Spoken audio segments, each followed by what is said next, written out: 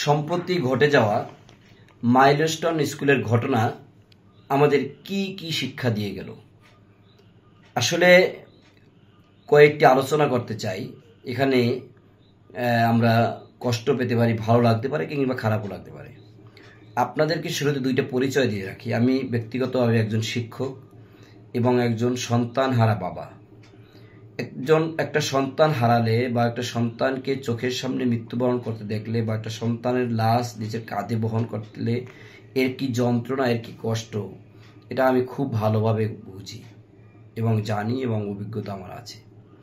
পাশাপাশি শিক্ষার্থীদের প্রতি কতটা দয়া, কতটা মায়া, কতটা স্নেহ ভালোবাসা একজন শিক্ষকের থাকে সেটাও আমি খুব ভালোভাবে বুঝি।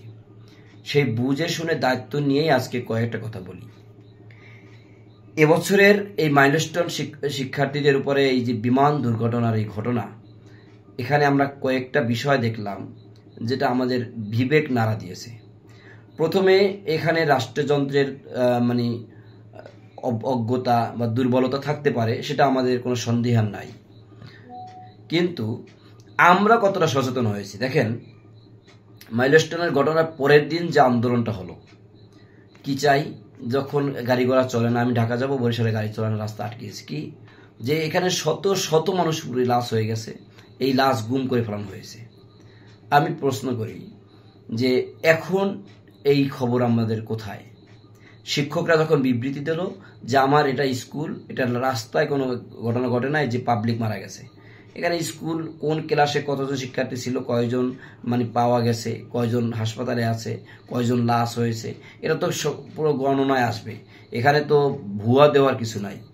এবং আসলে বাস্তবতা কি দেখলাম যে 6টা বা 7টা লাশ পাওয়া যাচ্ছে না, আবার 7টা লাশ আছে যাদেরকে চেনা যাচ্ছে না।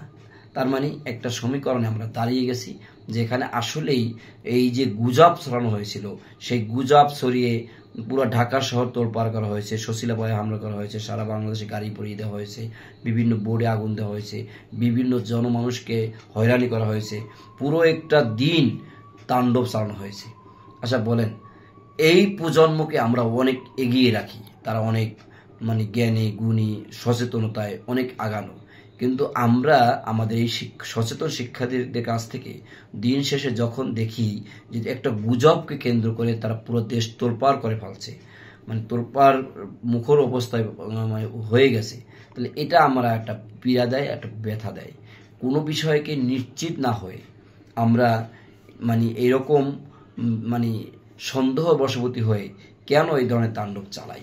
আমাদের আরও সচেতন হওয়া এবং আরও দায়িত্বশীলতার জায়গায় অবতীর্ণ হওয়া দরকার ছিল। হ্যাঁ, আমাদের শিক্ষার্থীরা মারা গেছে, এই জন্য রাগ ক্ষোভ আমাদের আছে, তাই বলে গুজবে কান দিয়ে গুজব ছড়িয়ে দেশে অরাজকতা সৃষ্টি করতে হবে, এটা কখনোই সমীচীন হয়নি। এবং ভবিষ্যতের জন্য আমাদের সচেতন থাকতে হবে। কেউ কোনো জায়গা থেকে একটা গুজব ছড়িয়ে দিল আর আমরা সেটা পিছিয়ে চলতে থাকলাম, ওই যে গল্পের মতো, তোমার কান নিয়ে গেছে চিলে, আর চিলের পিছিয়ে দৌড়াইলাম, কানে হাত দিয়ে দেখলাম না কান আছে কিনা। এটা আমাদের দ্বারা, এই প্রজন্মের দ্বারা, এই শিক্ষিত সমাজের দ্বারা প্রত্যাশিত নয়।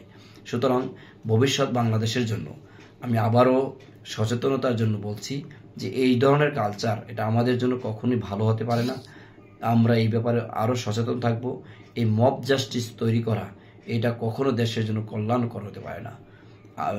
পাশাপাশি এই ঘটনায় যে সরকারের দুর্বলতা বা বিমান বাহিনীর পুরন বিমান ব্যবহার করার দুর্বলতা, এসব বিষয় খুব বেশি তদন্ত হওয়া দরকার, খুব বেশি। কারণ এই কোমলমতি শিক্ষার্থীদের জীবন বড় মূল্যবান জীবন। এরা অনেক মেধাবী, এরা দেশের সম্পদ ছিল। তাদেরকে ধ্বংস করার নিন্দা জানাই এবং জোরালো তদন্ত করে দোষীদের কারো কোনো দুর্বলতা থাকলে সেই জায়গায় যেন বিচার হয় এবং যথোপযুক্ত ক্ষতিপূরণ যেন দেওয়া হয়, সেই প্রত্যাশা রেখে বিদায় নিচ্ছি। আসসালামু আলাইকুম।